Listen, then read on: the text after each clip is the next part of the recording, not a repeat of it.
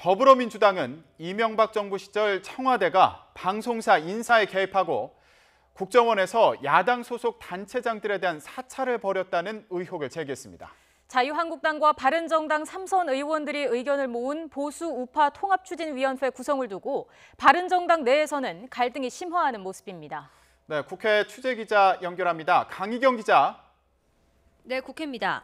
네, 먼저 민주당에서 나온 의혹을 짚어보겠습니다. 민주당 적폐청산위원회가 문건을 공개했는데요.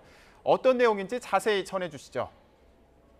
네, 민주당 적폐청산위원회가 국회에서 긴급 기자간담회를 열고 과거 이명박 정부 시절 청와대에서 작성한 문건 다수를 공개했습니다. 적폐청산위는 먼저 이명박 정부 시절 청와대가 KBS 인사에 개입한 의혹이 있다고 밝혔습니다. KBS 검토 사항이라는 문건에는 건전 보수 세력을 KBS 내에 전면 배치해야 한다는 주장과 함께 KBS 내 좌파 성향 주요 간부라는 명단이 함께 첨부돼 있는데요. 적폐청산위는 이 문서가 해당 인물들을 적극적으로 배제하기 위한 기초 자료로 활용됐을 가능성이 매우 크다고 지적했습니다. 이명박 정부의 방송 장악이 한때 이루어진 것이 아니라 수시로 이런 방식으로 점검이 이루어지면서 서서히 장악해왔고 그것이 박근혜 정권까지 이어졌다는 것이 드러나는 바로 그 문건입니다. 19대 총선을 앞두고 청와대 공직기강 비서관실이 작성한 대통령실 전출자 총선 출마 준비 동향 문서도 공개됐습니다. 여기에는 총선에 출마하는 박형준 전 시민사회특보와 정진석 정무수석 등 청와대 출신 11명에 대해 직간접적인 지원을 호소하는 내용이 담겨 있습니다.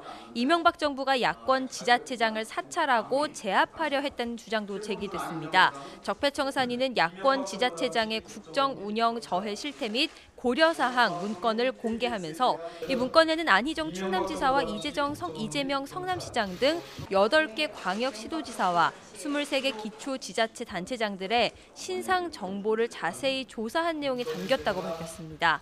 또 이를 통해 이명박 정부의 선거 개입과 언론 탄압이 또다시 확인됐다며 지난 정부의 명확한 적폐를 드러내는 증거인 만큼 검찰이 철저히 수사해야 한다고 촉구했습니다. 네, 보수 야당에서는 통합 논의가 점점 수면 위로 떠오르고 있는데요. 어제 자유한국당과 바른정당 3선 의원들이 만찬 회동을 가졌죠. 네, 어제 자유한국당과 바른정당 3선 의원 10여 명은 만찬 회동을 열고 보수우파 통합추진위원회를 구성하기로 했습니다. 하지만 당내에서 의견이 모이지 않은 상황이었던 만큼 바른정당에서는 반발 기류가 거센 모습입니다.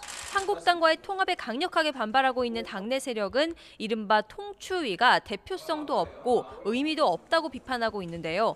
하태경 최고위원은 오늘 의원 전체 회의에서 보수 통합 이야기는 당 최고위와 사전 협의된 것이 아니고 지도부 의사와도 전혀 상관없이 진행됐다고 밝혔습니다. 유승민 비대위 체제까지 언급됐던 만큼 관심은 유승민 의원에게 집중되고 있는데요. 유 의원은 통추위에 대한 기자들의 질문에 의원들의 개인적 일탈 행위라고 선을 그었습니다.